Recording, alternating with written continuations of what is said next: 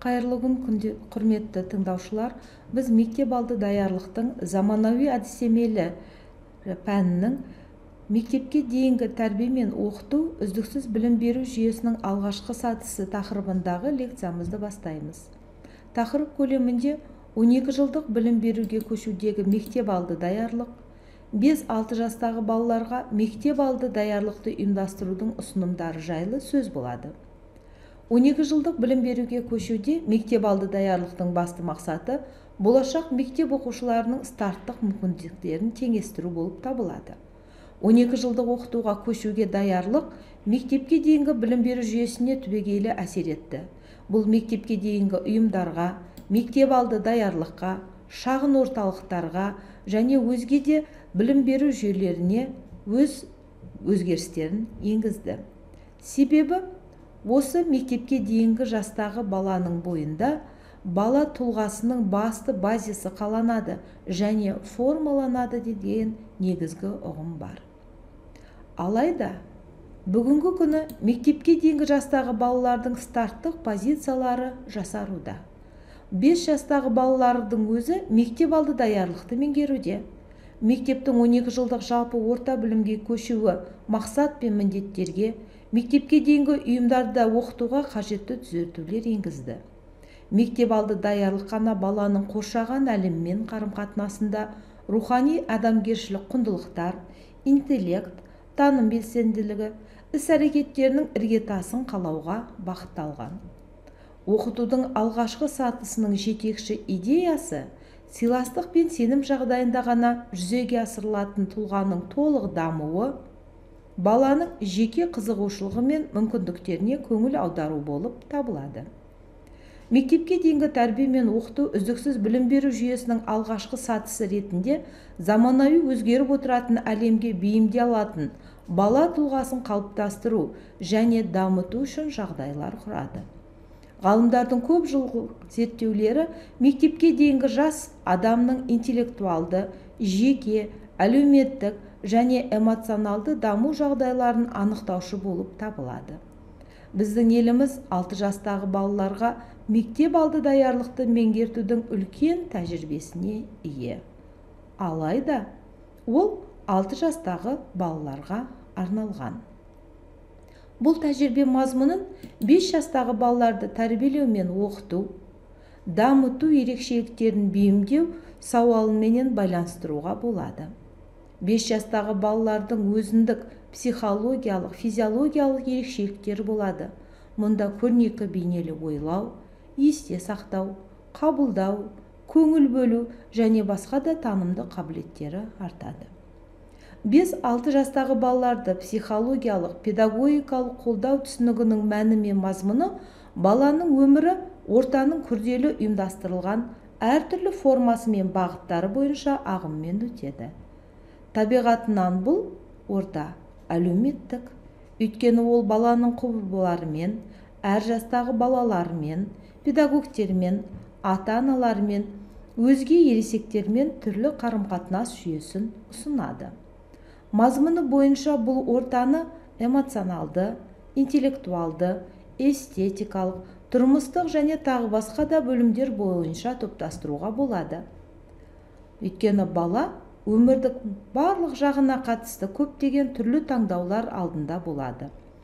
Қалай оқу және ересектермен қандай қарым-қатынас құру, құрдастарымен қалай сөйлесу, қазіргі және өзге талаптарға, ережелерге қалай бағыттау, осы сынды бірнеше талап ережелерге қалай бағынуға болады деген сауалдың алдында тұрады.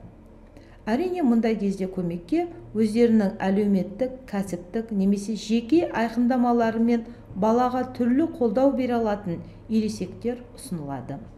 Ең алдымен бұлар педагог, ата-ана және психолог. Сол себептен де психологиялық, педагогикалық қостау түсінігін ашу мақсатында өзара қарым-қатынас, әріптестік, жағдайлар құру, көмек, қызмет бағыты, объекті мен жұмыс сияқты ұғымдар қолданылады. Соңғы жылдары ересектер тарапынан психологиялық педагогикалық қолдаудың теориясы мен практикасының жіті дамуы білім беру мақсаты туралы ұсынымды кеңейтуге байланысты болды. Бұл мақсатқа тәрбиелеу, дамыту мақсаттары, бала денсаулығын физикалық, психологиялық, психикалық, рухани және әлеуметтік қамтамасыз ету енді. Осы мақсатта мынандай ұсынымдар пайда болды. Бұл ұсынымдар қолдаудың негізгі ұсынымдары қатарында анықталады. Бірінші бұл ізгілендіру, яғни бала мүмкіндігіне сенуге болжаланған. Екінші жүйелі тәсіл біртұтас жүйе ретінде адам түсінігіне негізделеді. Үшіншіден кешенді тәсіл баланың дамуын қолдауға бағытталған. Төртіншіден баланың жеке мүмкіндігіне, оның даму қарқынына сәйкес қолдаудың мазмұнын, формаларын және тәсілдерін болжайтын баланың жеке және жас ерекшеліктерінің есебі. Бесінші тәсіл бұл білім беру үдерісінде баланы қолдаудың үздіксіздігі болып табылады. Мектеп алды білім беру жалпы білім беру жүйесінің 5-6 жастағы балалардың мектепке дейінгі білімнен бастауыш білімге үйлесімді көшуін, сабақтастығын қамтамасыз ететін толық құқылы буыны болып табылады.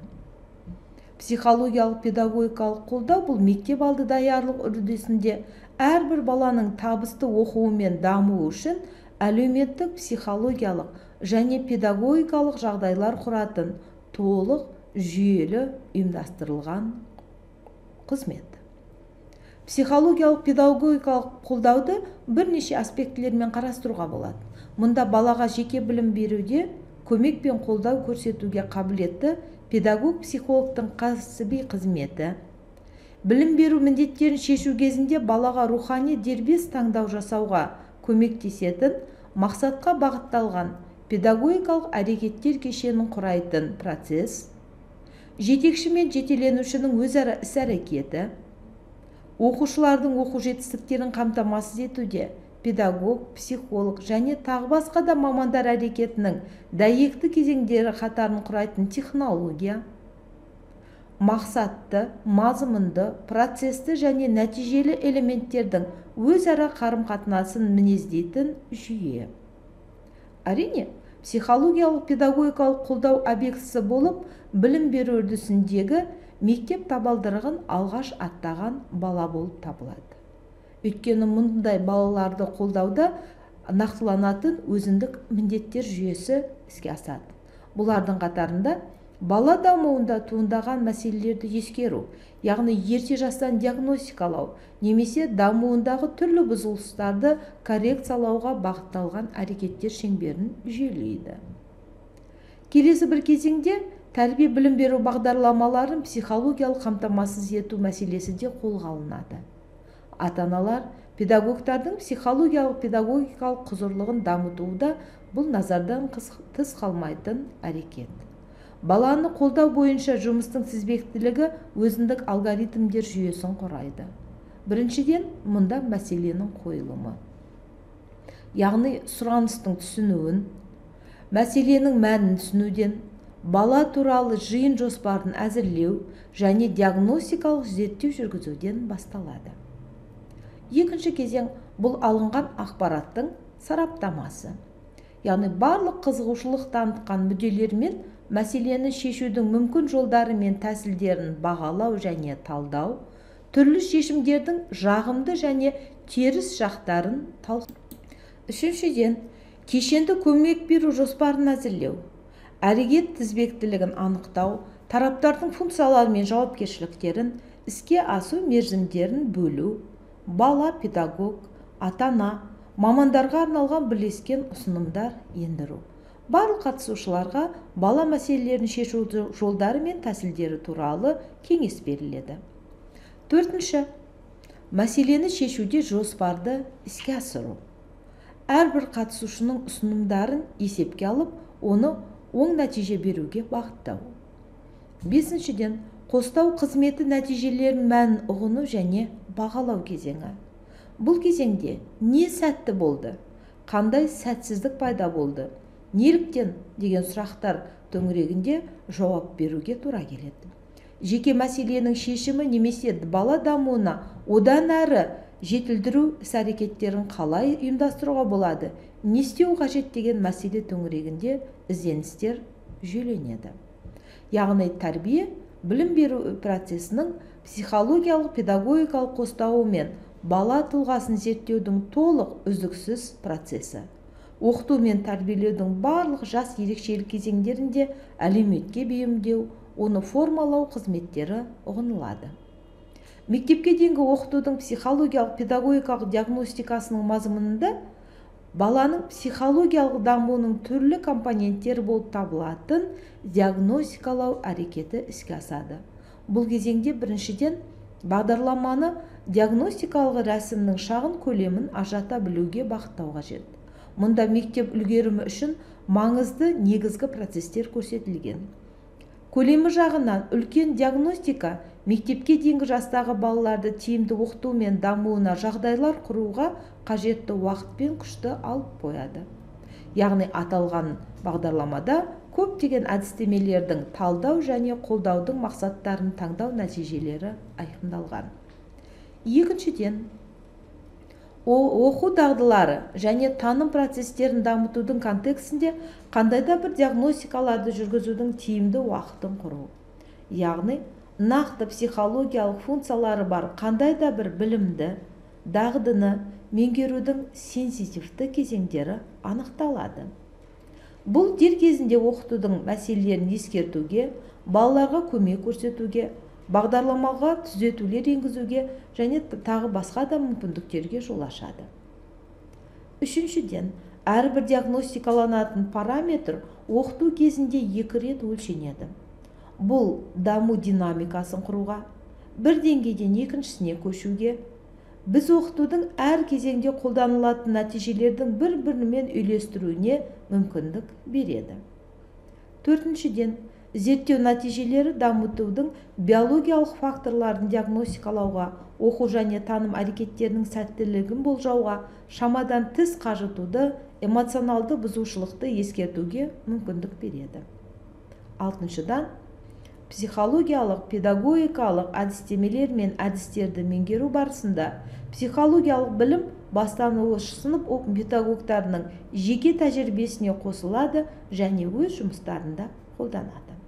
Психологиялық педагогикалық диагностикалауда 5-6 жастағы балалардың ерекшеліктері, баланың мектепке даярлығының психологиялық аспектісі сөз болады.